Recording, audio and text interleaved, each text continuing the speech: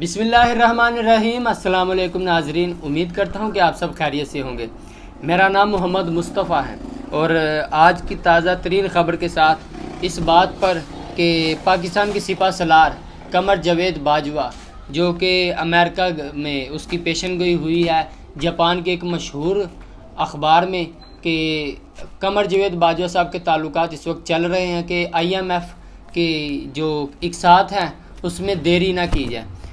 بظاہر پاکستان معاشی طور پر کافی کمزور حالت میں جا چکا ہے اور جس کے پیش نظر اب حکومت کو دیکھتے ہوئے جو کہ اپنا اقتدار سنبھالنے میں مصروف ہے اس کو دیکھتے ہوئے اب یہ فیصلہ قمر جاوید باجوہ صاحب کر رہے ہیں کہ وہ خود امریکہ گئے اور انہیں کہا کہ IMF پر دباؤ ڈالا جائے کہ ہماری اقساط جلد سے جلد ہمیں فراہم کی جائے۔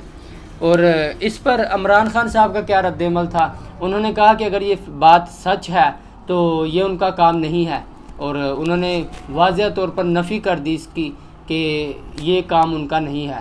اور جبکہ پاکستان مسلم لیگ نون اور ان کی اتحادی جماعتیں اپنا اقتدار سنبھالنے میں اتنا مصروف ہیں کہ انہیں اس بات کا بالکل لحاظ ہی نہیں کہ اس وقت پاکستان کو معاشی طور پر بھی مضبوط کرنا ہے۔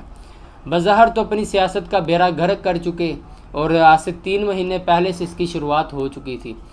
اس میں سب سے زیادہ نقصان پاکستان مسلم لیگ نون کو جو جس پارٹی نے پہنچایا ہے وہ پاکستان پیپلز پارٹی ہے، جنہوں نے پاکستان مسلم لیگ نون کو اقتدار سنبھالنے پر مجبور کیا اور ٹائم پورا کرنے کا کہا، جس کا واضح طور پر اعلان ضمنی الیکشن میں عوام کر چکے ہیں۔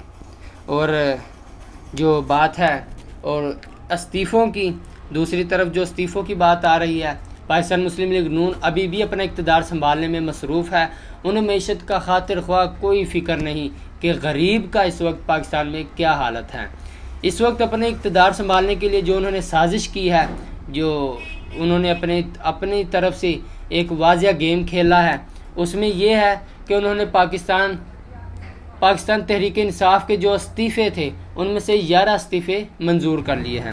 130 میں سے صرف 11 استعفے منظور کیے ہیں۔ اس کے پیچھے بھی ایک گیم ہے جو کہ ابھی آپ کو بتاتے ہیں۔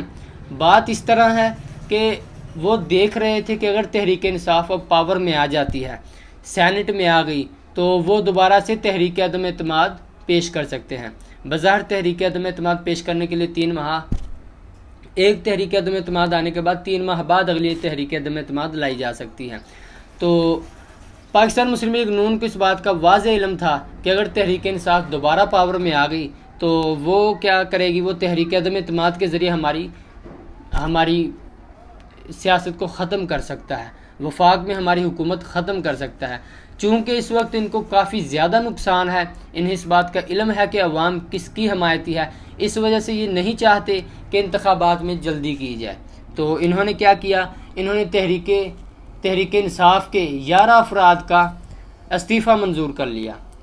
اس کا یہ فائدہ ہوا انہیں کہ اگر پاکستان تحریک انصاف دوبارہ سے 3 ماہ بعد دوبارہ سے اگر سینٹ میں آنا چاہے گی تو وہ اپنی اکثریت ہی پوری نہ کر سکے گی۔ اس پر تحریک انصاف کو اپنا ایک واضح اور ٹھوس اپنا رد عمل سامنے رکھنا چاہیے کہ وہ اب ضمنی انتخابات کی طرف نہیں جائیں گے اگر انہیں جنرل انتخابات کی طرف جانا ہے۔ تو اس پر جو استعفے منظور کیے گئے ہیں ان میں فضل محمد خان، فرخ حبیب، محمد اکرم، شندانہ گلزار خان اور دوسرے اتحادی جو تحریک انصاف میں شامل تھے ان کے استعفے منظور کر لیے ہیں، جس کا صرف یہ مقصد تھا کہ پاکستان تحریک انصاف کو کمزور کیا جا سکے۔ بنیادی طور پر پاکستان تحریک انصاف، پاکستان پیپلز پارٹی اور پاکستان مسلم لیگ نون جو اس وقت گیم کھیل رہی ہیں ان میں سب سے زیادہ نقصان کس کو ہو رہا ہے؟ بظاہر معاشی طور پر پاکستان کو سب سے زیادہ نقصان انہی 3 ماہ میں ہوا۔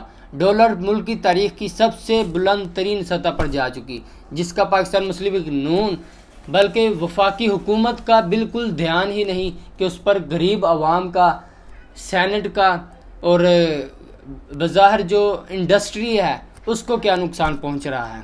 انہیں صرف اپنا اقتدار سنبھالنے میں اتنا مصروف عمل ہے کہ وہ اب بیانیے بھی نہیں دے رہے۔ معاشی طور پر پاکستان پر جس طرح سے ٹیکس لگائے جا رہے ہیں، بلوں میں جتنا ٹیکس آ رہا ہے، جتنا ٹیکس انہوں نے فیول پرائز ایڈجسٹمنٹ میں نکالا ہے، بظاہر یہ انہی کی نالائکی ہے جو کہ عوام کو بھگتنا پڑ رہی ہے۔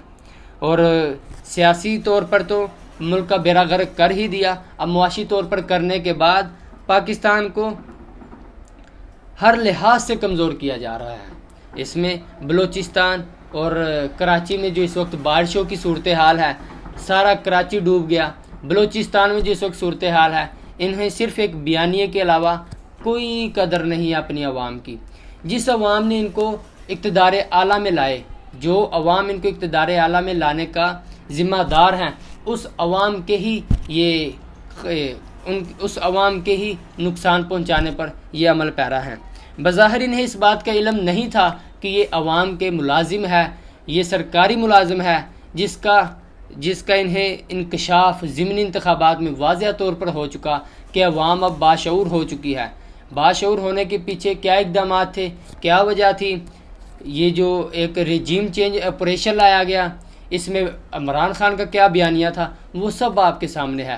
پچھلے 3 مہینے میں جو ملکی سیاسی انتشار پیدا ہوا، اس میں سب سے زیادہ جو کردار تھا مستحکم کرنے کا اور پاکستان کی سیاست کو محفوظ بنانے کا، میں سمجھتا ہوں کہ ان میں سب سے اعلیٰ اقتدار اور واضح کردار ہماری عدلیہ کا تھا، جنہوں نے عمران خان کی حکومت میں قانون کی پاسداری کرتے ہوئے انہیں سینٹ کو برخاست نہیں ہونے دیا، جبکہ اب پی ایم ایل این کی حکومت ہوتے ہوئے صوبائی حکومتوں میں بھی انہوں نے اپنے ووٹ کیے اور یہ لوٹا کریسی وغیرہ کی حکومتیں ختم کی، جو کہ پچھلے 50 سال سے پاکستان کو نقصان پہنچا رہی تھی اور انہیں کنٹرول کیا جا رہا تھا۔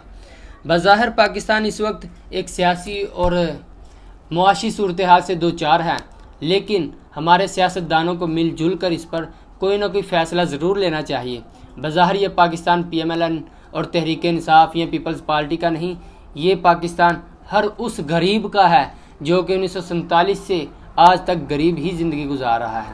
یہ پاکستان اس یتیم کا بھی ہے جو کہ اپنے سر پر حکومت ریاست کا ہاتھ دیکھنا چاہتا ہے۔ یہ پاکستان اس ماؤں کا، ان بہنوں کا بھی ہے جن کے بیٹے بارڈر پر جا کر شہید ہو رہے ہیں اس ملک کو بچانے کے لیے۔ بظاہر پاکستان کی قدر و منزلت ہمیں ہی کرنی ہے، اور ہم اس کی قدر و منزلت کس طرح سے کر سکتے ہیں؟ اپنے ووٹ کی قدر کر کے، اپنے ووٹ کا، اپنا اور ملک پاکستان کا خیال رکھیے گا۔ پھر حاضر ہوں گے ایک بہتر اور سیاسی صورتحال پر ایک بہتر تبصرہ لے کر۔ مجھے اجازت دیجیے، پھر ملیں گے انشاءاللہ۔ اللہ حافظ۔